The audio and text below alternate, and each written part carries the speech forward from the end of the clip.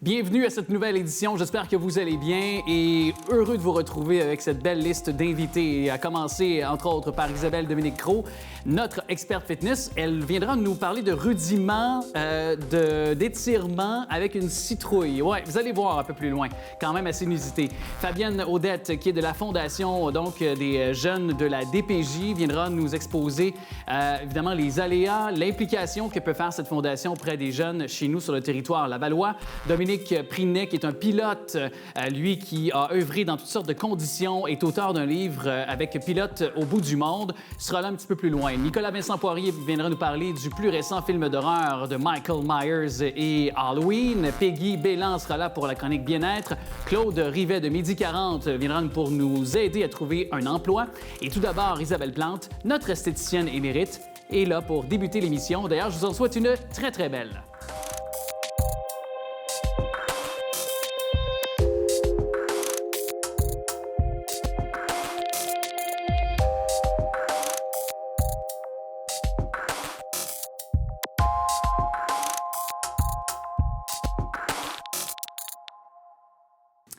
Je suis heureux de toujours l'accueillir en studio. C'est notre référence dans le domaine de l'esthétisme. D'ailleurs, esthéticienne de l'année 2021. Elle a elle-même sa propre clinique du côté de Laval. Isabelle Plante qui est avec nous. Salut. Salut, Alex. Content de te retrouver. Hey, moi aussi.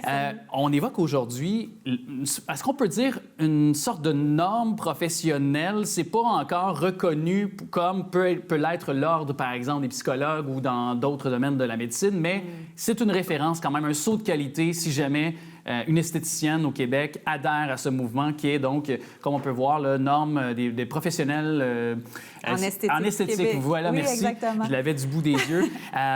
Et pourquoi c'est important, selon toi, d'y adhérer à cette norme-là? Bien, parce qu'en fait, la norme, c'est ce qu'on a de plus haut de gamme. Donc, ça va vraiment aller chercher la crème de la crème en tant qu'esthéticienne. Donc, si on est une esthéticienne qui désire, en fait, faire une carrière dans ce domaine-là, et d'être pris au sérieux, bien, la norme, elle est là justement pour nous diriger et nous encadrer pour avoir plus de formation, pour avoir des formations pertinentes dans notre domaine et aussi pour se démarquer de la compétition parce que c'est vraiment le nerf de la guerre dans notre domaine. Oui. Comme on disait, il y a plus de 10 000 esthéticiennes au Québec. Là, je veux dire, je regardais les chiffres là, pour me préparer pour cette entrevue, pour notre chronique, puis je voyais ça. Donc, il y en a beaucoup. Et quand tu évoques qu'il y a beaucoup de compétition, juste en disant qu'il y en a plus de 10 000, je pense que c'est déjà là quelque chose qui est fort comme image. Oui. Mais aussi, c'est important de dire, je pense que c'est pas parce que quelqu'un n'a pas adhéré, par exemple, à la norme qu'elle n'est pas compétente. Là. Absolument. C'est pas que... je ne dis pas ça du tout. Par contre, que quand on décide d'aller vers la norme professionnelle, quand on décide de s'inscrire, parce qu'on doit le dire que c'est volontaire, donc n'importe quelle esthéticienne doit le faire par volonté. Ce n'est pas une obligation. Par contre, la norme, elle est là pour que le public sache que l'esthéticienne qui s'est inscrite justement à faire toutes les exigences que la norme demande est en fait supérieure à une esthéticienne qui ne désire pas faire de formation continue. Donc ça, c'est très important parce que les techniques changent, les règles d'hygiène aussi, les manœuvres, tout change. Donc, c'est important d'être vraiment à la fine pointe de la technologie, aussi au courant de ce qu'on doit faire et ne plus faire. Parce qu'il y a 20 ans, il y a des façons de faire qui sont désuètes maintenant. Oui. Vraiment... Bien, comme quoi, par exemple, qui a changé à travers les 20 dernières années? Juste un exemple concret, parce qu'on a exemple concret, en fait, à l'époque, même il y a plus de 20 ans, on utilisait de la cire chaude pour faire des épilations et on filtrait la cire chaude pour enlever les extraits de poils et on reprenait la même cire chaude pour refaire une prochaine cliente. Alors, on dirait que j'ai un petit frisson juste de savoir me le faire enlever, me faire tirer ça. Oh! Oui, mais en fait, c'est pas ça qui me donne plus de frissons. Moi, ce qui me donne le plus de frissons, c'est qu'on filtrait les poils d'un étranger pour reprendre la même cire pour faire une autre cliente. Ouch! OK. Donc, moi, c'est plus l'aspect hygiénique qui me titille un petit peu. Mais par contre, maintenant, ce n'est plus une pratique courante. Ouais, okay. Je peux rassurer la population et la clientèle, nous ne faisons plus ça. Maintenant, c'est de la cire qu'on jette à chaque cliente aussi. On prend des instruments jetables. Avant, nous ne prenions pas d'instruments jetables. C'était réutilisé. C'était réutilisé. Donc maintenant, là, c'est très rigoureux et extrêmement pointilleux. Donc, quand que vous allez voir une esthéticienne certifiée RCMO, comparativement à une esthéticienne qui n'a pas pris de formation pendant 20 ans, vous allez voir vous-même, par vous-même la différence. Oui, puis dans le fond, parce que là, on parle justement, tu as dit RCMO, et il y a quand même 2 façons d'adhérer là, pour les esthéticiennes. Oui. Là. Il y a 2 choses importantes. Là. Oui, il y a le programme de PAMT, donc le programme d'apprentissage en milieu de travail. Donc ça, c'est pour les esthéticiennes diplômées. C'est très important que je dise diplômées, qui ont 3 ans et moins d'expérience pour avoir leur certificat de qualification professionnelle. Et pour les autres esthéticiennes qui ont de l'expérience de 3 ans et plus, il y a le RCMO. Donc ça, c'est la reconnaissance des compétences professionnelle. Ouais. Donc, c'est vraiment pour, justement, recevoir aussi sa certification. Et puis, il y a plusieurs façons, en fait, d'adhérer. Donc, vous allez communiquer avec Soins personnels Québec. Vous allez remplir un questionnaire d'inventaire de vos compétences. Par la suite, vous allez faire l'examen théorique, qui est environ 2 heures. Donc, c'est des mises en situation avec des choix de réponses. Donc, si vous êtes une esthéticienne très, très ardue à votre travail et très passionnée, je vous rassure, vous allez être capable de passer au travers cet examen. Et le dernier examen, qui est l'examen pratique, qui est d'environ 3h30.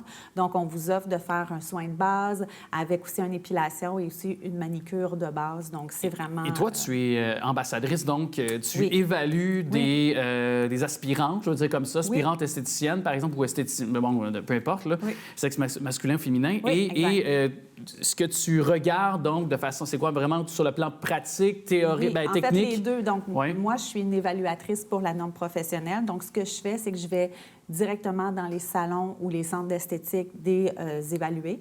Je leur fais compléter, en fait, leur examen théorique et par la suite, en après-midi, nous passons à l'examen pratique.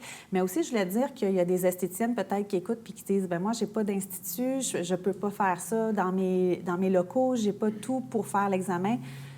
En fait, je vous rassure, il y a des endroits qu'on loue, en fait, pour vous. Pour le faire. Donc, vous pouvez même utiliser les produits qui sont sur place ou sinon apporter vos propres produits, mais il y a toujours une solution pour que vous puissiez passer votre certification, ça, c'est sûr. Et comme on disait par la suite, les avantages, le privilège, la reconnaissance, il y en a beaucoup pour le client, ultimement, qui va en bénéficier. Là. C'est exactement ça, Alex, c'est vraiment ça, parce que pour nous, c'est sûr, en tant qu'esthéticienne, bien, c'est la fierté, c'est la notoriété, la crédibilité.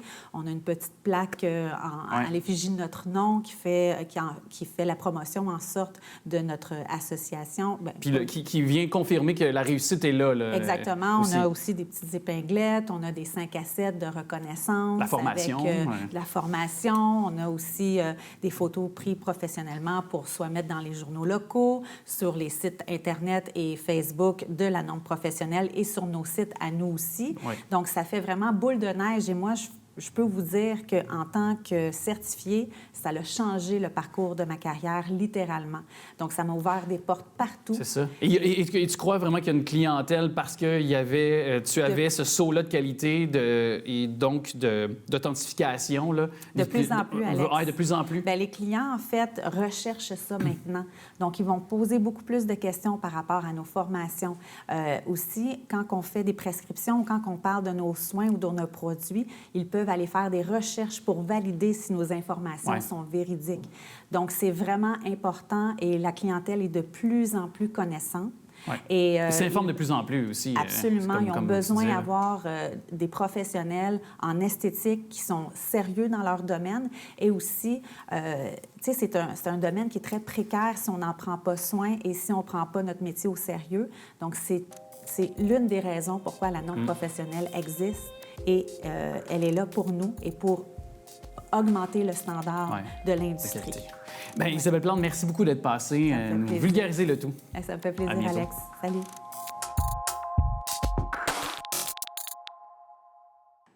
Bien content de la retrouver. Vous, d'ailleurs, pouvez la suivre sur notre site Internet et sur aussi le TVRL, bien entendu, de façon hebdomadaire, avec 2 temps, 3 mouvements. Isabelle Dominique-Crowe qui est là. Salut! Comment ça va? Ça va très bien. Toi, tu es prête pour Halloween? Es-tu prête avec les déguisements, avec ton fils aussi qui doit être pas mal en âge et hâte d'avoir des bonbons, hein? Oui, puis je suis contente de dire que je suis fière d'être prête un peu d'avance parce que comme tout le monde dans le tourbillon de tout ce qui se passe, des fois, on se fait prendre au jeu. Mais cette année, j'ai déjà les citrouilles. Cette année, on a déjà les costumes d'Halloween. L'an passé, je me suis pris dernière minute. Le costume était petit. Donc, on apprend de nos leçons. Fait que cette année, enfin prête. Et en plus, comment ne pas prendre plaisir à les observer, à les regarder, ces citrouilles qui sont magnifiques. D'ailleurs, ton fils, il se déguise en quoi? Il y a 2 costumes. Il y a Splash. Il y en a un, en tout cas, il me semble qu'il s'appelle Splash. C'est un personnage rapide, je me souviens jamais de son nom. Et puis l'autre, c'est un genre de super-héros. OK. Bon, c'est thématique, disons, pour son âge. Hein? Oui, quand même. Puis j'allais dire Sonic, mais je me mélange parce qu'il y en a un qui est rouge, un qui est bleu. Et c'est drôle parce que tu me pognes avec la question présentement. Puis je suis comme, c'est quoi donc ce personnage-là? Mais un personnage super rapide. Là. Okay. Puis mon fils me dit souvent, puis je suis comme, c'est quoi donc déjà? C'est peut-être Flash. Peut-être que c'est Flash. Flash qui est un super. Flash, oui, Flash, c'est Flash. Ça doit être ça, je pense. Tu connais ça. Oui, bien, un peu quand même. J'ai des neveux, fait que ça m'aide aussi de connaître un peu mes super-héros et l'univers Marvel ou DC Comics. Bref, mais là, on ne fait pas de chronique de cinéma, on parle d'étirement. Et pourquoi on parlait un peu d'Halloween? C'est parce que tu veux rendre ça ludique, l'entraînement, avec justement, probablement l'emblème d'Halloween, la citrouille. Là. Oui, effectivement, je veux rendre ça ludique, je veux rendre ça léger, agréable, accessible et potentiellement joindre l'utile à l'agréable. Alors, je me suis dit, hey, qu'est-ce qu'on pourrait faire pour utiliser un accessoire qui est disponible, qui coûte presque rien, qui est cute parce que c'est saisonnier. Et là, je me disais, la citrouille serait super commode et on peut en prendre une plus grosse, une plus petite. Mais pour moi, ce qui est intéressant, c'est l'idée de jouer un peu avec le corps. Souvent, je propose ce qu'on appelle le body weight training, le poids avec son corps. Avec la citrouille, c'est ce qu'on appelle plus de l'endurance musculaire, sauf si on prend une gigantesque citrouille. Ouais. Puis, on peut aller dans les mouvements que tu connais, comme moi, le squat. Oui, c'est ça, le squat. Puis, je dirais, à la blague, là, allez pas faire de la force musculaire avec une citrouille. Il faut protéger, bien entendu, le dos. Mais, les citrouilles de taille variée, c'est à la portée de la main, c'est dans les fermes, c'est dans les épiceries, je sais ça, parce que j'allais voir une ferme récemment. Et c'est le fun parce que tu prends, c'est un peu comme prendre un ballon, ça nous fait sourire. Et là, tu y vas un peu avec les mouvements que tu connais. Puis si les enfants sont autour, super. Et au parc, c'est cute. Je pense que ça attire le regard si on fait ça. Puis en même temps, tu peux le faire chez toi. Puis j'ai pris plaisir à jouer un peu avec ça. Fait que je vous ai créé du visuel pour ça. Ouais. Et ces idées-là peuvent en créer d'autres. Hein? Ben oui, puis en même temps, ça permet de récupérer nos citrouilles aussi, parce qu'à un moment donné, au détour d'Halloween, on n'aura peut-être plus l'occasion de les valoriser. Donc, si elles sont encore bonnes dans le temps, on peut justement les reprendre pour continuer à s'en servir de ces citrouilles-là. Puis, par contre, je me dis, ça fait de l'endurance musculaire, mais c'est quoi les avantages, par exemple, versus est-ce qu'il y a un avantage versus un poids normal ou ce qu'on appelle un step, là. Je sais que à Paris, on dit un step, là. Mais tu sais, versus peut-être une plateforme qui est plus conventionnelle dans le domaine de l'entraînement. Bien, je dirais le prix, l'accessibilité. Ce qui est le fun, c'est qu'on peut choisir aussi la taille avec laquelle on veut travailler. Ça se prend bien. La prise est sympathique, puis ça fait sourire. On dirait que tu peux pas ramasser un ballon ou une citrouille sans avoir un petit sourire dans le coin parce que c'est rigolo. Ça se manipule bien. Tu sais, quand je dis la prise, c'est que je trouve que c'est pas désagréable pour le poignet, c'est pas pesant, t'as pas l'impression qu'il faut que tu tiennes très, très fort. Puis, il y a toutes sortes de mouvements qu'on peut faire à travers même les mouvements de base comme le squat, le lunge. Tu peux faire des combinaisons de mouvements. Tu peux l'installer par terre. C'est assez stable. Tu sais, tu peux faire ton push-up avec ça. Tu peux installer tes mains pour faire un push-up, puis après ça, tu sais, tasser la citrouille un peu comme avec un ballon. Évidemment, ça dépend de ce que vous choisissez. Fait que des fois, c'est essai-erreur. Et on peut même, pourquoi pas, s'en faire un radeau pour aller pagayer sur l'eau. On pourrait, pour vrai, j'aimais juste ça, aller voir les gens sur la toile, le petit roton dans le coin de Bécancour, près de Trois-Rivières, il y a une course de petits rotons. Les gens, les immenses citrouilles embarquent dedans, les vides, et font une course comme en style kayak, là. Take a kayak, comme le disait une autre dame bien connue, mis à part Isabelle Dominique-Croc, mais on sourit, mais pour vrai, il n'y a aucune limite à ce qu'on peut faire avec une citrouille, presque. Non, il n'y a pas de limite. Puis après ça, ce qui est cute aussi, c'est que c'est décoratif. Au niveau décoration, c'est intéressant. On est en train de perdre un peu les belles feuilles, alors on peut mettre ça autour et on peut les préparer et les manger. Moi, je suis celle qui est la moins équipée pour offrir des conseils de cuisine, mais on me dit que c'est très, très simple. De faire des trucs avec ça, notamment avec les courges également. Alors, je trouve que, quand on dit joindre l'utile à l'agréable, toutes les activités sont bonnes. Aurais-tu scrappé une citrouille par hasard? Oui, potentiellement. J'ai scrappé une première citrouille, alors il m'en reste quelques-unes. Et, dans le joindre l'utile à l'agréable, sortir de Montréal, si on peut le faire, et aller dans une ferme et cueillir nos citrouilles, c'est chouette, ça encourage nos commerçants. Puis, ça fait des activités où on bouge et c'est mon message. Alors, avoir du plaisir à travers ça parce que la vie est courte et on est stressé, on est occupé. Alors, il faut trouver des moments pour se faire du bien. Ça permet de faire descendre les barres de chocolat ou les bonbons que tu vas ingérer avec ton fiston Halloween et tous ceux qui nous regardent actuellement. D'ailleurs, as-tu... Parce que, c'est une question d'équilibre dans la vie. Tu t'entraînes, tu nous donnes des conseils dans 2 temps 3 mouvements sur nos ondes, mais as-tu un petit plaisir coupable côté bonbons qui te fait vivre la nostalgie de de ton jeune temps d'Halloween pour toi chaque année que tu aimes manger, le côté bonbons, qu'est-ce que tu aimes? Excellente question. J'aime beaucoup tomber dans la nostalgie de ce qu'on faisait quand on était tout petit. Moi, dans les petits trucs que je trouve qui me rappellent mon enfance, il y a la Twix qui me rappelle mes heures passées à l'Arena parce que ma mère nous amenait souvent ça à grignoter dans nos collations moins santé, en guillemets. Puis sinon, les petites aéros, puis les Kit Kat, puis les Coffee Crisp, parce que c'est pas tout à fait du chocolat, mais c'est vraiment signe de ramasser des bonbons quand on était jeune. Toi? Ah, un sac de chips. J'ai les cigarettes Popeye, les suçons Loli, là, en poudre là, que tu croquais. Les Rockets aussi, les fameuses Rockets, là, les petites rondelles. Là. Non le Rocket de Laval, là, mais les petites Rockets en poudre là, qu'on mangeait, ça aussi, j'aimais bien ça. Puis des fois, quand j'avais des dents qui branlaient, là, quand j'étais plus jeune, on prenait la Sainte-Catherine, on s'en fout 3-4 dans la bouche. Peux-tu te dire que la dent qui branlait, à l'arrachat tombait, madame? C'était réglé. Même pas besoin de dentiste. Parfait, ça. Je te dis à bientôt. Toujours heureux de te retrouver. Isabelle Dominique-Croc, merci. Puis on peut te suivre évidemment sur notre antenne, 2 temps 3 mouvements. Puis je te souhaite une joyeuse Halloween avec ton fiston. Et enfin, pareillement, plaisir partagé. À bientôt. À bientôt.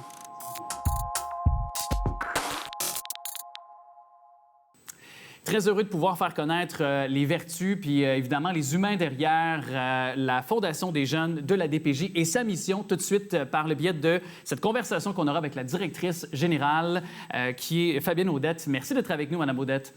Oui, bonjour, M. Trudel, ça me fait plaisir. Oui, et peut-être établir tout d'abord que la Fondation donc, des jeunes de la DPJ n'est pas la DPJ en tant que telle. Vous travaillez en collaboration, mais c'est pas la même entité, là. Tout à fait. Donc, en fait, nous sommes une entité indépendante avec son propre conseil d'administration, son équipe. On a la chance, par contre, d'être hébergés, nos bureaux, dans un centre jeunesse là, qui est situé à Montréal. Et on travaille en étroite collaboration avec les équipes de la DPJ, bien sûr. C'est comme ça que les demandes d'aide nous sont adressées. Donc, par les différents intervenants pour les jeunes. Mais on est indépendant. OK. Et comment on intervient? C'est-à-dire que comment la collaboration s'effectue dans le quotidien pour que les jeunes puissent connecter avec votre fondation là, du côté là, de chez vous, Fondation des jeunes de la DPJ? Alors, bien voilà, on a 6 grands programmes. On soutient présentement de façon majoritaire les 5000 jeunes qui sont pris en charge par la DPJ sur le territoire de Montréal et les familles aussi. Parce que sur les 5000, il y en a quand même entre 50 et 60 % qui sont encore avec leur famille et pour lesquels parfois, notre aide va permettre de prévenir un placement éventuellement. Et ça, on cherche vraiment à prévenir les placements. On soutient les jeunes de 0 à 25 ans. À partir de 18 ans, ils ne sont plus pris en charge par la DPJ, mais on les soutient quand même pour faciliter leur transition vers la vie adulte. de différentes façons. Je pourrais vous en parler tantôt, un peu plus tard. Mais les demandes sont vraiment adressées par les intervenants qui suivent ces jeunes-là. Et depuis quelques mois, on a aussi étendu notre aide au-delà de Montréal. Donc, parce qu'on faisait le constat qu'on était en mesure d'aider plus, de faire mieux pour les jeunes de la DPJ au Québec, puis on va se le dire, ils en ont et elles en ont besoin. Oui. Et donc, on a étendu notre aide, on a lancé un appel de proposition et présentement, on soutient 7 projets dans 6 autres régions que Montréal, qui sont des projets spécifiques pour les jeunes en transition vers la vie adulte. Laval en fait partie, donc? Laval en fait partie. On a les habitations L'Envolée qui ont fait leur inauguration en juin 2022, là, récemment, et puis qui ont 30 appartements supervisés avec de l'accompagnement psychosocial. Franchement, c'est un vrai bijou, c'est un super bel endroit. Et pour dire ça de façon très simple, là, c'est un modèle qu'il faudra qu'on reproduise massivement au Québec. On en a besoin beaucoup plus des habitations L'Envolée, là, partout. Ça fait quelques mois qu'ils sont ouverts. Ils hébergent 30 jeunes et déjà, ils ont une liste d'attente de 39 jeunes. Wow. Sauf qu'il faut savoir que quand le jeune rentre là, il vit là environ 2 ans. Donc, les 39 jeunes, ils vont attendre longtemps. Oui, c'est ça. Et donc, ça, c'est ce que vous évoquez, c'est, dans le fond, comme une sorte de réinsertion à la vie communautaire, puis en même temps une transition vers un travail, par exemple, vers une responsabilisation du jeune aussi, ce programme-là? En fait, c'est comme une suite pour les jeunes qui ont été pris en charge par la DPJ. La majorité des jeunes qui vivent là sont des jeunes qui ont été sous la loi de la protection de la jeunesse. Mais il y en a d'autres aussi qui n'ont pas nécessairement été sous la loi de la protection de la jeunesse, mais qui vivent différentes difficultés. Et il faut savoir, 18 ans, c'est très jeune. Oui, il faut se poser des questions sur nos attentes comme société envers ces jeunes-là. Je veux dire, 18 ans, là, c'est extrêmement jeune pour voler de nos propres ailes. Donc, c'est comme un lieu où les jeunes peuvent aller s'installer. Ils ont du soutien à toute heure du jour ou de la nuit, mais en même temps, ils ont aussi une certaine indépendance, puis on vise à développer leurs différentes compétences. Puis ils ont une sécurité. S'organiser, avoir un travail, aller aux études, se faire à manger, entretenir son appartement, tout ça, là. Et pour les jeunes qui ont été très institutionnalisés, parce que c'est ça, là, être placé pendant des années durant, là, c'est complètement perdre ses repères. Tu n'as aucun repère. Là. Aucun repère et ils vivent beaucoup d'isolement. Donc, de pouvoir être quand même avec d'autres jeunes qui vivent, tu sais, pas trop loin, l'appartement à côté, des intervenants disponibles, c'est vraiment essentiel. Ouais. Et les cas de vos interventions de la Fondation des jeunes de la DPJ, parce que là, on parle de réalité, de les champs d'action que vous pouvez intervenir, dont celui concret, celui à Laval, mais il y a des cas de gens qui sont passés, des jeunes qui sont passés par la Fondation et qui sont de retour, je vais le dire, dans une vie un peu plus normale, je vais dire entre guillemets, mais il y a des cas de réussite. Là. Je voyais une jeune Claudia qui a vécu des abus physiques et... Finalement, elle a été accompagnée d'un chien de soutien de la Fondation. Il y a plusieurs bienfaits qui se perpétuent dans les années grâce à votre intervention pour leurs jeunes. Alors, je vais vous donner quelques exemples de ce qu'on permet. Dans le fond, les jeunes qui sont pris en charge par la DPJ, ils ont tous, je ne veux pas trop vous perdre dans notre jargon, mais ils ont un panier de services, c'est-à-dire un montant d'argent qui est dédié par l'État pour chacun des jeunes. Vous me suivez? Oui. Mais ce panier de services-là, là, on atteint rapidement le maximum, vous me suivez? Oui. Que ce soit pour l'habillement, pour les différents soins, pour les activités. Bon. Alors, nous, on est interpellés pour aller plus loin, pour aller au-delà. Donc, un jeune qui veut qui veut participer à une activité de soccer, on va l'inscrire au soccer, ça va développer son estime de lui-même, il va développer un nouveau réseau, il va se trouver bon dans quelque chose, des camps de jour spécialisés, des bourses d'études postsecondaires. On a du soutien pour les jeunes mamans. On a du soutien, comme je vous disais, pour les familles dont les enfants sont encore avec eux, OK? Et qu'on souhaite éviter des placements. Ça va être toutes sortes d'affaires. Là. Vous savez, des fois, les travailleurs sociaux débarquent dans une famille puis ils font différents constats. Les gens veulent apporter des changements à leur situation, sont investis. dans un plan d'intervention, mais il manque de moyens. Un papa qui nous écrivait des remerciements parce qu'il n'est pas en mesure de faire des cadeaux à ses enfants, on l'a aidé. Oui.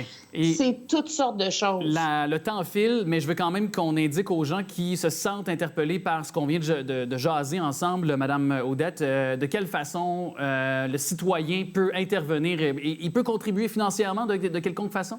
Bien voilà, hein, parce que dans le fond, ce qu'on dit, c'est on invite les gens à se mobiliser, à créer un grand cercle de bienveillance autour de nos jeunes au Québec. C'est une responsabilité collective qu'on a, ces jeunes-là. Ils sont 40 000. C'est pas tout le monde qui peut être famille d'accueil, malheureusement, hein, parce que ça en prendrait plus, là, ou bénévole. Donc, nous, c'est là qu'on intervient puis qu'on dit, bien, vous pouvez faire des dons. Et il n'y a pas de petits dons. Nous prenons tous les dons et tous les dons sont utiles et servent à aider nos jeunes tout au long de l'année. Alors, Fondation Jeunes au pluriel DPJ, fondationdjeunedpj.ca. Bien, tout est là, d'ailleurs, au bas de l'écran. Madame Fabienne Audette, directrice générale de la Fondation des jeunes de la DPJ. Merci d'être passée nous en parler. C'est tellement nécessaire. Puis vous faites œuvre utile, c'est le cas de le dire, chez notre nouvelle génération, chez une multitude de jeunes. Alors, merci beaucoup. Merci de l'intérêt pour la cause. Bonne journée. Bonne journée.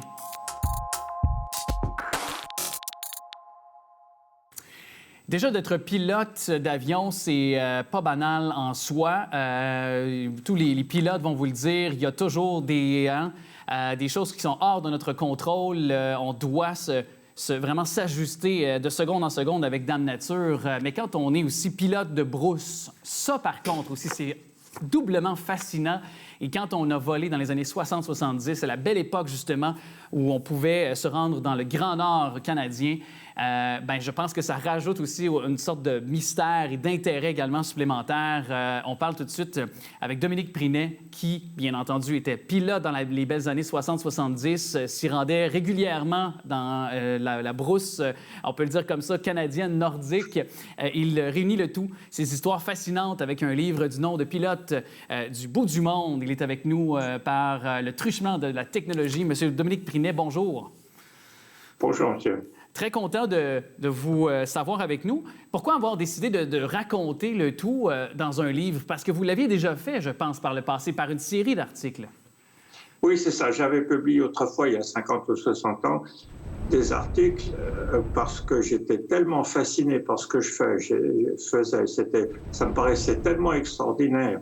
Je rencontrais des gens tellement fascinants dans des paysages spectaculaires et des conditions de vol qui étaient souvent extrêmes que j'avais besoin de le partager. Alors, quand j'avais le temps, je prenais des notes et je les regroupais pour en faire des articles que je publiais à l'époque dans une revue française.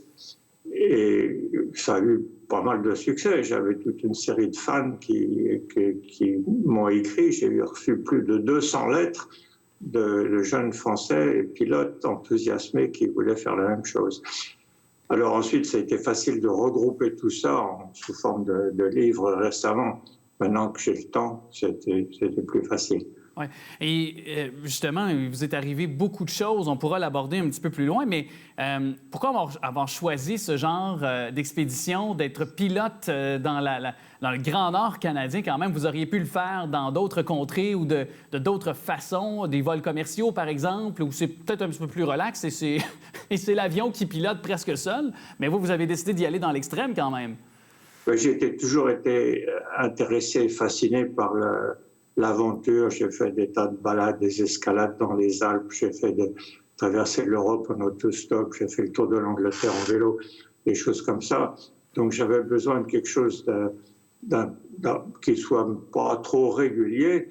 Et puis ce qui me passionnait dans l'aviation de brousse, c'est que le pilote est responsable, c'est-à-dire qu'il va où il veut, quand il veut. On part souvent pendant des jours et il m'est arrivé de partir pendant 6 semaines avec ma caisse à outils pour réparer l'avion et essayant de trouver des bidons d'essence en cours de route. Et il faut choisir sa route et décider si ça passe ou si ça passe pas, faire demi-tour, changer de circuit. Donc, il y a tout un tas de décisions qui rendent le travail absolument passionnant. Ben oui, et d'ailleurs, c'est ça, parce que vous avez transporté des pêcheurs, des chasseurs, des trappeurs, des chercheurs d'or ou de pétrole, et donc un peu un peu comme un Far West, là, on peut l'imaginer comme ça à la belle époque. Et qu'est-ce que ça prend pour être un bon pilote, comme vous l'avez été pendant de nombreuses années? Est-ce que c'est d'être calme? Est-ce que c'est d'avoir un sens de la débrouillardise hors du commun? Ou Oui, effectivement, il faut rester calme et savoir se débrouiller. Il faut être techniquement bon pilote parce qu'on se retrouve souvent dans des conditions qui sont très difficiles où il faut manœuvrer près du sol par mauvais temps, dans des conditions difficiles, avec un avion qui est souvent en surcharge. Ne le dites à personne, mais dans la pratique, c'est ce qu'on est obligé de faire. Et donc, il faut être techniquement bon pilote. Mais il faut surtout savoir prendre des décisions à plus long terme. Qu'est-ce qu'on fait avec ces passagers? Qu'est-ce qu'on fait avec l'avion? Est-ce qu'on continue? Est-ce qu'on s'arrête? Est-ce qu'on a le temps? On attend que la météo s'améliore? Est-ce qu'on fait demi-tour? Qu'est-ce qui se passe quand le temps empire et que ça devient assez catastrophique? Il y a des décisions à prendre et c'est de là que dépend la vie des passagers. C'est la justesse des décisions qu'on prend. C'est ça qui rend le travail fascinant. Et d'ailleurs, parmi ce travail et ces histoires que vous relatez, parlez-moi de celle du territoire du Nord-Ouest, quand il y a eu un atterrissage là, qui s'est fait quand même de façon, je pense, assez serrée avec un Cessna 180 sur ski et il faisait à peu près quoi, moins 35, moins 40 dans les territoires du Nord-Ouest. Alors, racontez-nous qu'est-ce qui s'est passé, comment ça s'est tramé, cette histoire-là? Voilà, c'est ça. Alors, il faisait assez beau, c'était en novembre, il faisait moins 35, effectivement. Et je me suis posé dans ce qui était supposé être un camp de prospecteurs dans lequel il était supposé y avoir du monde et on m'avait dit qu'ils réclamaient de l'essence. Donc je me suis dit que s'ils réclament de l'essence et que la glace est épaisse, ils sont là tout le monde. Alors j'atterris là avec ma nouvelle épouse, on était mariés depuis 15 jours et au moment où l'avion s'arrête, il passe à travers la glace et pendant un moment je ne vois plus rien. Je ne comprends pas où le paysage est parti parce que je vois que du gris devant moi. Et je me suis aperçu que je regardais le fond du lac à travers le pare-brise parce que l'avion était à 45 degrés, le nez sous l'eau. Oh. Il a fallu sortir de là, ce qui était pénible parce que l'avion s'enfonçait, il y avait de l'eau dans la cabine. On est sorti de là et je me suis aperçu avec horreur que le camp était non seulement abandonné, mais il était fermé. Donc, on a eu toute espèce de mal à débloquer les portes. Et j'ai couru partout pour chercher des allumettes, pour allumer un feu, et j'en trouvais pas. Oh. Et quand on commençait à geler, nos vêtements étaient gelés à l'extérieur. Au bout de quelques minutes, ma femme commençait à geler, elle s'est arrêtée et elle a dit « je peux plus ». Et moi, j'avais les mains recroquevillées et je commençais à avoir du mal à fonctionner.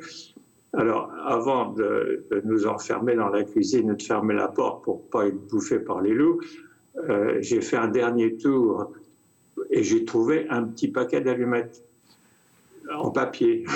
Le seul qu'il y avait dans le camp, dans trois cabanes du camp. Tout le reste était vide. Alors, on allumait un poêle. J'ai arraché des cartes du mur, des pin-ups, etc., tout mis en vrac dans un poêle.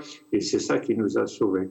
Wow. Et ensuite, on a reçu la visite d'un autochtone au bout de 48 heures qui est venu voir parce qu'il nous a expliqué j'ai l'habitude quand il y a des avions qui se posent à l'horizon, au bout de quelques heures, ils repartent.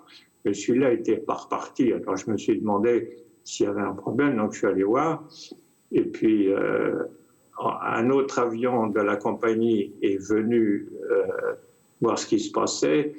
Alors je lui ai écrit dans la neige qu'on avait besoin d'un sac de couchage. Il m'a dit qu'il n'en avait pas, il est reparti. Et puis 2 jours plus tard, un hélicoptère arrivait de l'horizon, un gros hélicoptère avec 2 mécaniciens. Ils ont découpé la glace autour de l'avion, ils ont soulevé l'avion, ils l'ont posé par terre, ils l'ont nettoyé. Et ma femme et moi sommes rentrés par l'hélicoptère et les 2 mécaniciens, au bout de 24 heures, sont revenus avec l'avion. Et voilà, et tout s'est bien fini. Et ça a été toute une lune de miel avec votre femme. Ça, c'est... Oui. C'est pas ce qu'on aurait souhaité, j'imagine, comme sorte de mariage nouveau et de début de lune de miel, mais c'est fascinant. Et ce genre d'histoire-là, vous le retrouverez dans ce livre avec M. Dominique Prinay, qui on parlait dans les dernières minutes, Pilote du bout du monde, à trouver un peu partout. M. Prinay, merci beaucoup. C'est tout le temps qu'on avait, mais j'en aurais pris davantage avec vous. Et ça rajoute l'intérêt de continuer notre conversation en lisant votre livre. Ça a été très heureux comme conversation. Merci à vous. Mais je vous remercie. À bientôt.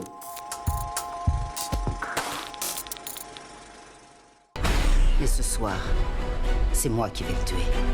Viens me chercher.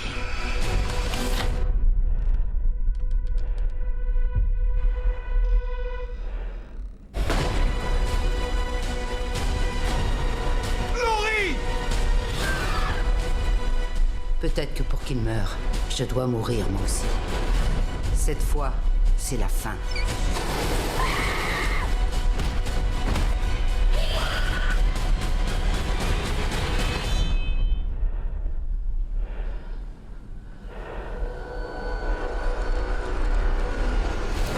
On vient de frissonner avec juste un pan de la bande-annonce du film mythique Halloween, qui est de retour pour notre plaisir à quelques jours même d'Halloween.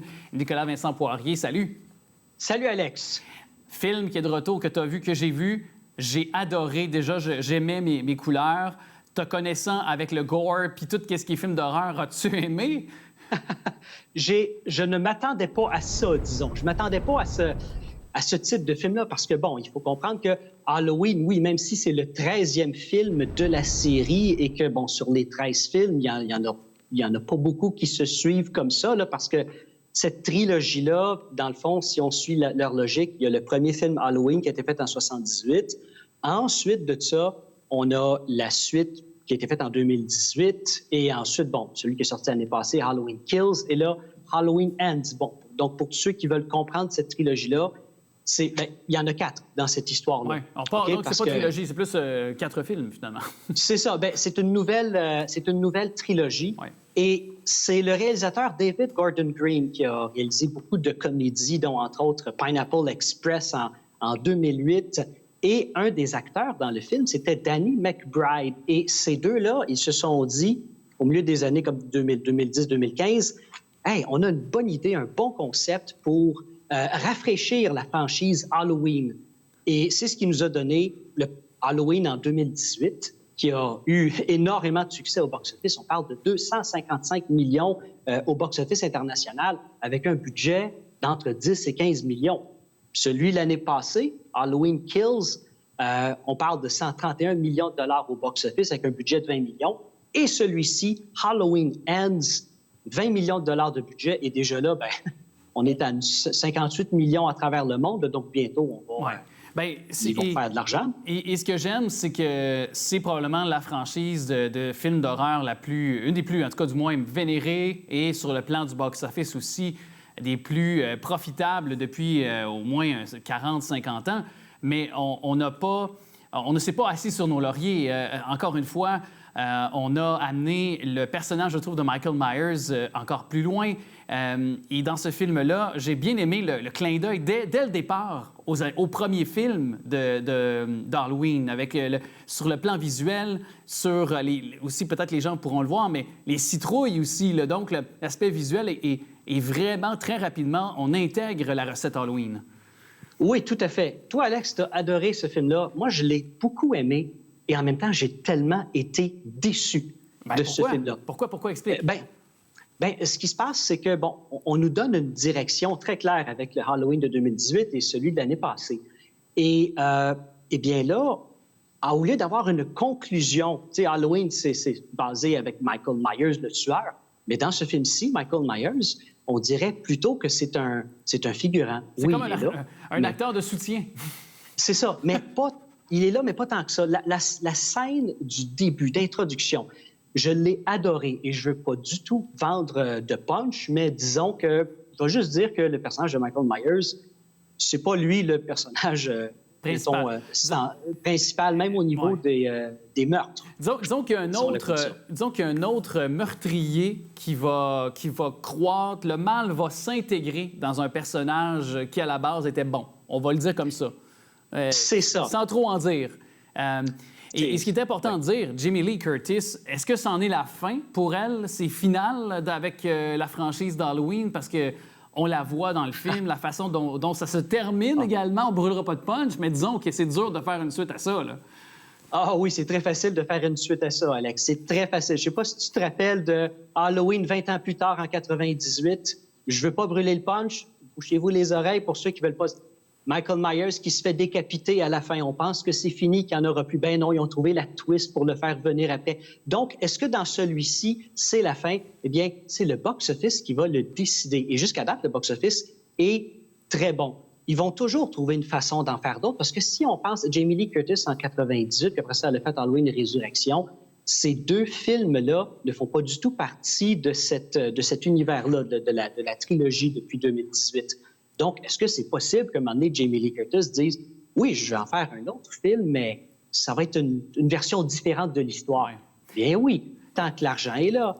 Et un clin d'œil intéressant aussi, Halloween, quand ça a commencé au début, John Carpenter, le réalisateur, le scénariste de ça, lui, au départ, c'était des films, c'était une série de films qui devaient se passer à l'Halloween et non basés uniquement sur un tueur en série. Et d'ailleurs, Halloween 3 le montre. Si vous le regardez, le film, c'est une autre histoire totalement. Il n'y a pas de tueur en série, il n'y a pas de Michael Myers, il n'y a rien de ça. Eh bien, avec Halloween Ends, ce que j'ai bien aimé, c'est que avec l'autre histoire et Michael Myers qui est mis plutôt en second plan, eh bien, on apporte un peu ce que John Carpenter voulait faire depuis le tout début avec la franchise Halloween. Oui. Oui, puis on le remarque rapidement dans le film, que les gens pourront voir toujours à l'affiche, mais le mal c'est implanté finalement dans la petite ville d'où est issu, bien sûr, là et de moi, parce que je me rappelle plus le nom de la localité de Michael Myers et de Laurie Strode. Haddonfield. Ah, merci Jean qui vient, précieux caméraman, qui vient de me glisser l'information. Alors, peut-être qu'il y aura d'autres tueurs en série qui vont naître par le mal qui est implanté par Michael Myers, parce qu'on le voit dans le film Halloween Ends, que ça se fait là, tranquillement. Là. Donc, ça pourrait peut-être créer une opportunité pour faire une suite de ça aussi. Là. C'est sûr, Alex. Toutes les opportunités sont là pour faire une suite. On pourrait dire demain matin... Ah, bien, on va inventer une autre ligne directrice de l'histoire qui est basée sur, je sais pas, la fin de Halloween 2, où on fait un reboot de la franchise ou n'importe quoi. C'est pas compliqué. Tant que l'argent est au rendez-vous, il va en avoir d'autres. Et des films d'horreur, ce qui est fantastique pour les studios, c'est qu'en général, ça coûte pas si cher que ça. T'sais. Halloween, 20 millions de dollars, puis c'est à peu près probablement ce qui a coûté le plus cher de toute la franchise. Exact. Là. Donc, complète ton idée. Comparé à Fast and Furious et Transformers et James Bond, évidemment, ça prend beaucoup plus d'argent pour arriver là, à faire des profits. Ben oui, puis surtout que les films d'Halloween sont sur une courte période de temps également au cinéma. Souvent, évidemment, on comprend que c'est les films de Noël qui prennent le relais par la suite. Hey, il te reste 15 secondes, ton film préféré d'Halloween en terminant? Die Hard. Ah non, je mélange, c'est un film de Noël. Ouais. Bon, si je tombe sérieux, ce serait quoi? Ça, le premier. Oui, ça, le premier. Bien d'accord, mais moi, ça reste la franchise au complet Halloween qui reste parmi mes préférés. Un grand plaisir, un grand merci, Nico. À bientôt. Merci, Alex. T'es venu jusqu'ici pour me tuer, alors te gêne pas. Vas-y.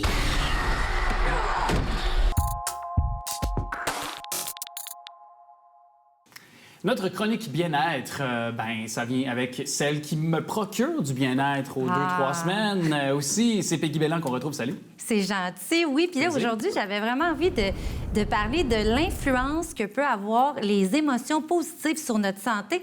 Et là, je parlais aujourd'hui avec les gens aussi qui peuvent avoir une influence sur notre santé. Je t'interromps, mais quand je disais que toi, tu peux avoir une influence aussi significative sur notre santé mentale, tu sais, quelqu'un de positif. Oui, c'est les vibrations positives, ça. Voilà. Je pourrais en faire une chronique, d'ailleurs. Et qui ont des émotions positives. Oui, c'est vrai, exactement. Mais je dis ça parce que dans les milieux de travail, plus particulièrement, les gens ont de la misère à accomplir leurs tâches. Évidemment, on a eu une longue période un peu, endormis. Ouais. Hein? Puis là, les gens, ils retournent au travail, pénurie de main-d'œuvre, ils ont de la difficulté à générer de l'énergie, alors que c'est possible de générer des émotions positives volontairement. Et là... C'est pas trop énergivore, ça, de générer des émotions? Non, bien, c'est ça. Je vais commencer par t'expliquer un petit peu, puis aux téléspectateurs, puis aussi, on va avoir un petit test. Là. Vous allez pouvoir le faire à la maison. Je vais pas poser des questions. Là. Oui. Mais c'est simple. T'es prêt. T'es toujours très bon. En fait, ce qu'il faut savoir, c'est que le cerveau, après un traitement par placebo, fabrique lui-même la substance active qui est semblable à des opioïdes. Est-ce que tu as déjà entendu parler de l'effet placebo? Oui. Opioïdes, j'aime mieux les prendre naturels que de les prendre avec des doses. Oui, mais c'est ça, c'est notre corps qui produit ça. Oui. Puis, dans le fond, ça a été prouvé scientifiquement. Ils ont fait des recherches pour se rendre compte. Bon, on le fait au niveau des médicaments. Des fois, on va offrir un placebo et un médicament, puis on se rend compte que les gens sous l'effet placebo vont guérir quand même. Mais moi, Sans avoir recours à un médicament. Non, exactement. Puis souvent, même quand on va chez le médecin, il y a des gens qui ont le syndrome de la blouse blanche. Moi, je connaissais quelqu'un, il arrivait chez le médecin. Tout de suite, sa pression augmentait à chaque fois qu'il était dans la salle. Alors, c'était vraiment le cerveau. C'était juste pour vous démontrer qu'on est capable de le contrôler, ou du moins de l'amener à des énergies positives. Là. Exact. Aux émotions qu'on veut. Puis en fait, tout ça, ça se produit dans la zone du cortex préfrontal de notre cerveau. En fait, c'est du côté gauche. C'est là qu'on implique les émotions positives. Là. C'est très scientifique, mais je trouvais ça important de vous le dire. Puis selon Barbara Fredrickson, qui est professeure du département de psychologie de Caroline du Nord aux États-Unis, les émotions positives ont de grands bienfaits sur l'humain et ça le rend meilleur quand il s'active. Fait que là, on peut apprendre, Alex, à déclencher ces émotions-là. Comment? Et voilà. Là, j'ai différents... En se posant des questions, en se mettant dans l'émotion, en situation d'émotion. Exemple, la joie. Tu sais, ça irait pas bien, mais là, si je te demanderais, mettons, tu n'as pas une bonne journée, bien, il faudrait que tu te poses comme question, qu'est-ce qui te procure de la joie, par exemple? Bien, être avec ma copine, être avec quelqu'un de positif, justement, un collègue, un ami, mes parents, Daniel, mon caméraman. Ça peut être toi aussi, je le disais d'emblée. Là. Oui, c'est ça. Ou aussi l'amusement. Tu sais, si on veut procurer l'amusement, bien, qu'est-ce qui me fait sourire? Quand est-ce que j'ai ri pour la dernière fois? Moi, je sais que, tu sais, si j'ai envie de rire, bien, je le sais souvent, là, bon, je veux pas nommer TikTok, là, mais tu sais, on va voir les vidéos, puis là, je le sais que c'est inévitable, il y a une vidéo sur 3 qui va me faire rire, là. Moi, c'est les bloopers qu'on a regardés plus tôt avant l'émission avec Daniel, justement, que je ramène. On a écouté le Club Soli, avec Arnaud Soli, qui est un humoriste qui me fait rire, qui me fait tordre de rire, puis Bruno Blanchet, l'idole de tout le monde, du côté de l'humour absurde. On a ri, on s'est bidonné. Avec le genre de vidéo humoristique, moi, ça vient me chercher beaucoup pour avoir des énergies positives. En fait, là, je suis en train de te nommer parce qu'il y a 10 émotions qui sont considérées positives. On ne pourra pas tous les nommer, mais effectivement, il y a l'amusement, la joie, la gratitude. Évidemment, il y a l'amour, hein. Quand est-ce que je ressens un amour sincère et pour qui? Mais là, évidemment, si tu penses à ta copine, Alex, ou moi, je pense à mon amoureux, ça procure de la joie. À moins que vous veniez de vous chicaner avec votre conjoint, là, ça pourrait peut-être provoquer de la colère. Oui, mais là, c'est ça. Mais par contre, on sait que souvent, après, il arrive... Tu sais, souvent, quand tu viens de le chicaner... Souvent, la réconciliation, c'est le fun. Ah oui, ça, c'est passionnant, tout à fait. Une autre émotion positive, c'est la curiosité. À quel moment ai-je attiré... à quel moment j'ai été attirée par un sujet ou une personne? Tu sais, la curiosité, c'est une autre belle émotion positive. La fierté, puis je suis tout à fait d'accord avec ça, parce que souvent, on est très dur envers soi-même. Fait que peut-être de noter aussi qu'est-ce qui me rend fière. Un accomplissement, peut-être? Oui, un grand accomplissement qu'on a fait. Et la gratitude, ça, je le répéterai jamais assez. Souvent, on se fait un plan pour dire j'aimerais avoir, par exemple, dans le futur, une nouvelle voiture, une nouvelle maison, un nouveau bijou, peu importe. Là, je parle plus au féminin. Là, les hommes, c'est d'autres choses. C'est souvent des trucs techno. Là. Bien, selon notre profil, ça peut être ça peut être une voiture aussi. Ça peut être une job, une promotion au boulot, par exemple. Oui, un job de rêve, on travaille pour ça, puis c'est long des fois avant que ça arrive, alors qu'au quotidien, on a envie de plein de petites joies. Là, donc, exemple, ça peut être le matin, j'ai pris une bonne douche, je me suis réveillée, j'ai entendu une bonne chanson. C'est prendre le temps de voir dans notre quotidien qu'est-ce qui fait qu'on est heureux, puis de l'écrire, puis de se le dire. Oui, c'est vraiment important de l'écrire parce que, justement, on peut aller voir. Moi, j'aime ça, je vais voir au fil des jours toutes les gratitudes que j'ai eues, puis là, on se rend compte que finalement, ben oui, j'ai envie des moments heureux quand même, des belles choses au quotidien. Oui, exactement. Puis l'autre chose que ça procure, les émotions positives, c'est la libération d'ocytocine. En fait, ça met en activité notre cerveau, puis ça permet d'activer notre système nerveux. Ça repousse également le seuil de la douleur. Donc, c'est intéressant. Mais moi, j'ai été malade la semaine dernière. C'est pour ça que je parle de l'ocytocine. Bon, j'ai eu un virus, rien de grave. Mais tout ça pour dire que à un moment donné, j'étais rentrée dans un cercle négatif. Puis là, tout d'un coup, je dis non, je vais me parler, ça va bien. J'arrêtais pas de me dire, je suis en santé. Puis honnêtement, ça m'a beaucoup aidé à remonter la pente. Donc, on est capable de se parler pour influencer notre santé puis activer ce positif-là. En 10 secondes, ta citation? Ah oui, je l'aime beaucoup, celle-là. Pour dire que c'est pas d'hier qu'on parle de santé, d'être heureux. Voltaire a dit, j'ai décidé d'être heureux parce que c'est bon pour la santé. Tu l'as dit. Les mots de la fin. Merci beaucoup. Ça fait plaisir.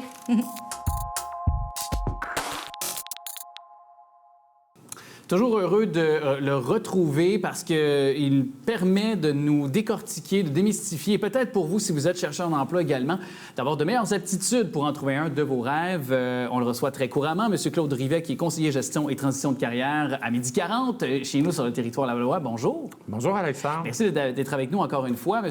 Rivet. Et cette semaine, on va s'attarder davantage peut-être pour ceux qui sont des gens plus expérimentés. Vous m'avez repris, d'ailleurs, je le souligne avant d'ouvrir les caméras parce que je disais plus âgé, puis c'est vrai que ça peut envoyer un message négatif, hein, si on le phrase comme ça, si on le verbalise comme ça. Ça déclenche des individus, tout simplement. Plus âgé veut aussi dire trop âgé, et on n'en veut pas nécessairement de ces individus-là. Alors, on parle des gens qui ont plus d'expérience aujourd'hui pour identifier ce groupe d'individus qui sont toujours à la recherche d'emploi la plupart du temps, et qui convoitent des emplois appréciables. On parle de quel âge, par exemple? À partir de quoi? 55 ans et plus, à peu près? Ou... Bien, je vais vous conter une anecdote. Quand j'étais jeune et que mon père avait 50 ans, il était vieux. Maintenant... Aujourd'hui, ça a changé. Maintenant que j'ai dépassé cet âge-là, moi-même, je le vois différemment. Mais oui, on avait des préjugés. La société nous imposait certains barèmes en disant que passer cette date-là, c'était peut-être vieux. Non, une date de péremption. Le côté péremption là, est en train de s'ouvrir, de se mettre enclencher. Mais donc, c'est d'y aller peut-être quoi? Pas nécessairement pour l'employeur, mais celui qui cherche un emploi. Est-ce que c'est de peut-être y aller... auprès d'un employeur qui déjà embauche des personnes qui sont plus expérimentées, parce que parfois, ça peut déjà nous donner un incitatif si on voit qu'il y a des gens de notre âge qui sont déjà à l'emploi? Vous avez raison. Ça peut être une bonne façon de faire une démarche qui peut s'avérer profitable. Maintenant, ce qu'on voit souvent, c'est on ne sait pas exactement si l'employeur embauche des gens de notre groupe d'âge. Vous savez, c'est pas l'âge qu'on embauche aussi, hein? C'est vraiment une compétence. Le savoir. Donc, d'emblée, vous avez bien raison, le savoir, la capacité de transmettre ce savoir-là est un des éléments importants. Comment on fait? Bien, on va tout simplement présenter notre candidature au meilleur, nonobstant le facteur âge. On va démontrer l'expérience qu'on a et le lien avec les besoins de l'employeur. C'est ça qui va faire la différence. Parce que ça, c'est important de le souligner parce que les compétences, elles doivent toujours être là. Hein? On doit toujours les avoir au minimum, peu importe. Si je donne l'exemple, on travaille dans le domaine des services pendant 35 ans, on prend notre retraite, on veut renouer avec le travail, on a 65 ans par exemple, portrait type, là, on pourrait donner. Même si on n'a pas œuvré dans ce domaine-là, mais on a de l'expérience dans le domaine des services, puis on voit un poste qui s'ouvre dans un domaine des services qu'on n'a pas encore travaillé. On a quand même des connaissances qui peuvent être un préalable à cet emploi-là, qui peuvent être significatives, par exemple. Oui, et il y a de plus en plus d'entreprises qui sont ouvertes à accueillir des gens qui ont cette expérience-là. Et nonobstant l'âge. On parle à ce moment-là d'une expérience qui est profitable dans l'entreprise. On le voit de plus en plus. Au bureau, on reçoit des gens qui ont 60 ans, 65 ans et 70 ans, et même plus. Et ces gens-là trouvent de l'emploi. Évidemment, il faut voir le besoin de chacun. Est-ce qu'il est question de retrouver exactement le même emploi qu'on a exercé durant 20 ans ou si on est rendu ailleurs? Ouais. Dans notre chemin de vie où nos besoins sont différents. Semi-retraite, bien, on travaille 2-3 jours par semaine, temps partiel. Et tout ça est possible aussi. Hein? Et on se demande aussi, est-ce qu'il y a des aides pour nous aider auprès, par exemple, d'un employeur? Est-ce qu'il y a des paliers de gouvernement qui peuvent, sur le plan financier, nous aider aussi à peut-être avoir de la formation chez un employeur éventuel? Parce qu'il faut se faire former parfois. Si c'est un domaine informatique, par exemple, peut-être se remettre à jour un peu sur certains éléments aussi. Bien, il y a certains programmes qui existent, mais je pense que comme chercheur d'emploi, on a l'obligation de se maintenir à jour, peu importe le secteur d'activité. Vous savez, on reçoit des gens qui n'ont pas d'expérience dans l'utilisation d'Internet présentement. Chercher un emploi, c'est indéniablement via Internet. On ne peut pas faire autrement. Chez nous, on va leur donner l'opportunité de suivre des ateliers qui vont permettre de mettre des connaissances à jour aussi à ce niveau-là. Ouais. Donc, c'est important d'être à jour dans nos compétences parce qu'on n'achètera pas un produit périmé, on n'achètera pas un produit passé date. On veut avoir ce qui convient à nos besoins aujourd'hui. Donc, c'est quand même important. Parce que vous avez raison, puis il y a quand même un rendement qu'on doit donner aussi au bout du compte et la productivité doit y être également pour justifier un retour vers l'investissement pour l'employeur puis pour nous, évidemment. Mais derrière tout ça, l'entreprise est là pour réaliser un certain profit.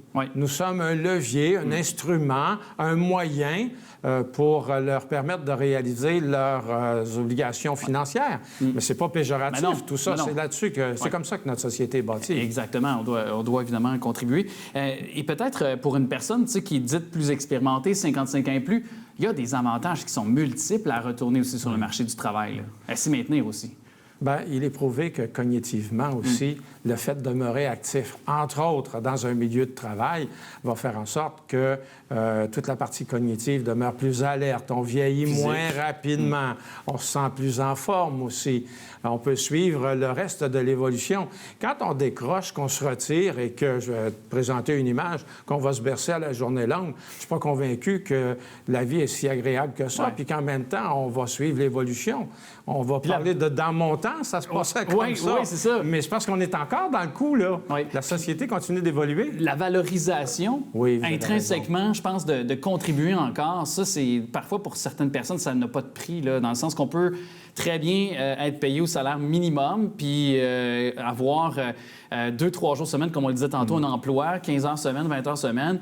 Et pour nous, juste de voir des gens, rencontrer des gens, socialiser, puis de se sentir dans une équipe, de contribuer, ça peut faire vraiment la grande différence. Ça fait toute la différence. Maintenant, on n'a pas seulement des emplois dans le commerce de détail, où le salaire est peut-être celui qu'on reconnaît dans ce secteur d'activité-là. On a aussi des gens qui travaillent dans l'industrie. Il y a plusieurs entreprises qui sont à l'avant-garde et qui ont compris que 2 personnes vont compléter mon chiffre de 40 heures. On est rendu là comme société. Puis ça se fait ailleurs aussi, dans différentes entreprises, différentes sociétés, différentes provinces aussi, que ce soit au Canada ou ailleurs. Ici, bien, malheureusement, c'est plus nouveau. Il faut s'ajuster. Mais je pense que les entreprises l'ont compris.